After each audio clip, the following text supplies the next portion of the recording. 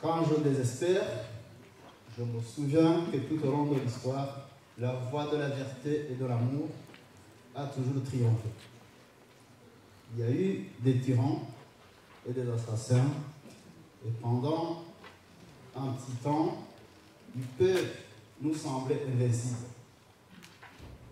Et à la fin, ils tombent, tous. Pensez à cela, Gandhi Mahatma. Chers compatriotes, chers amis du Rwanda, quand je vois votre mine, j'ai l'impression que vous êtes triste. Est-ce que vous êtes triste? Non. Certes, le moment est grave parce que nous commémorons 5 ans d'injustice. Mais il y a tout de même des raisons de se réjouir. Car Victoire Ingabire a déjà gagné son combat. Victoire Ingabire a gagné son combat contre la peur. Elle est allée au Rwanda, elle est arrivée sur le terrain et a affronté les vrais problèmes, comme cela a été souligné par mes prédécesseurs à cette tribune. Et la peur a changé de camp. Ceux qui l'ont mis en prison, ils l'ont fait parce qu'ils ont eu peur. Victoire Ingabire a gagné contre la propagande mensongère.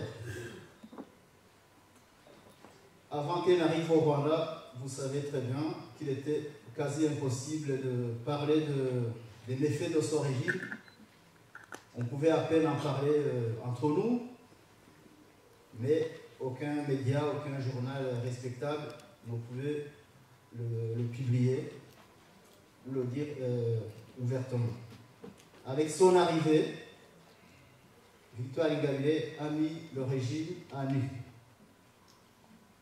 Tous ces mensonges ont été dévoilés au grand jour grâce à son procès. Victoire Ingabire a gagné son combat contre les faux pardons. Elle a résisté, comme vous l'avez entendu, comme vous le lirez dans son livre, à toutes les sollicitations qui visaient à ce qu'elle accepte les crimes qu'elle n'a pas commis, juste pour qu'on lui dise on te pardonne, mais au fait, ce n'est pas un vrai pardon, ce n'est pas le vrai pardon pour lequel elle lutte, ça c'est un faux pardon. Elle a encore gagné contre les pièges. Vous avez entendu qu'elle-même elle a appris à piéger les piégeurs. Pour toutes ces raisons, chers compatriotes, chers amis du Rwanda, nous pouvons quand même nous réjouir. Mais nous réjouir, c'est de continuer à perpétuer son message. Avant de partir, et même quand il était là, il a dit « Nous avons les noirs ». On pourrait traduire en français. Voilà. Vous pouvez le lire. Mais cela demande notre engagement.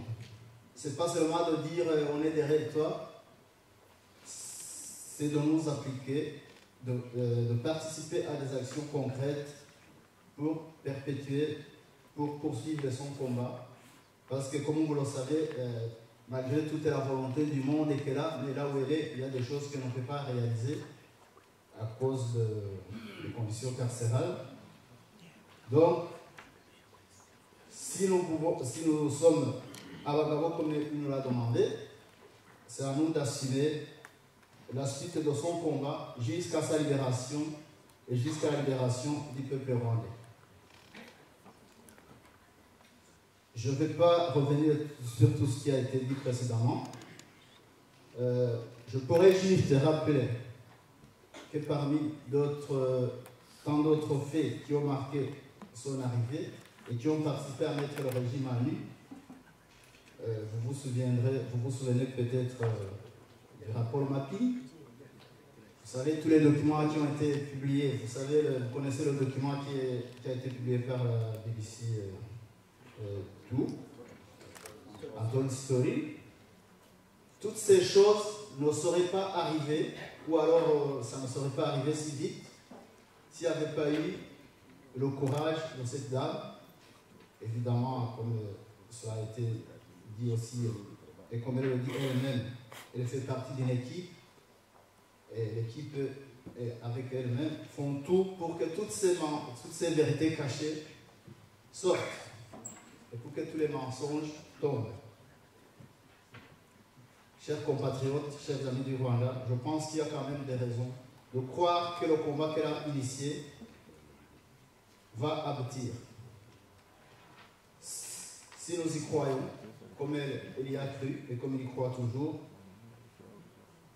nous pouvons bouger les montagnes. Ce régime n'est pas invincible. Certes, vous dites, bon, ça fait quand même 20, 21 ans. Mais vous savez, Kadhafi est resté au pouvoir combien d'années? Et vous avez vu comment il a terminé. Donc, je pense qu'il ne faut pas, nous ne devons pas nous décourager. Nous pouvons continuer notre combat avec courage et détermination. Nous devons pour cela y croire et y mettre toute notre énergie, toutes nos capacités, en participant notamment à certaines actions concrètes. Vous connaissez, on a parlé des cités, on a parlé du fundraising, on a parlé des pétitions à signer. Tout ça, ce sont des actions concrètes qui participent à l'avènement du changement démocratique pour lequel Mme Victoire Ingabire se bat et pour laquelle elle est en prison. Il me choisit donc l'honneur de clôturer la première partie de cette journée. Mais comme on vous l'a dit, on ne s'arrête pas ici, on va continuer l'autre partie de l'autre côté. Tous ceux qui ont des questions qu'ils n'ont pas pu poser, on va les poser de façon plus détendue. Toutes les suggestions, toutes les propositions sont les bienvenues.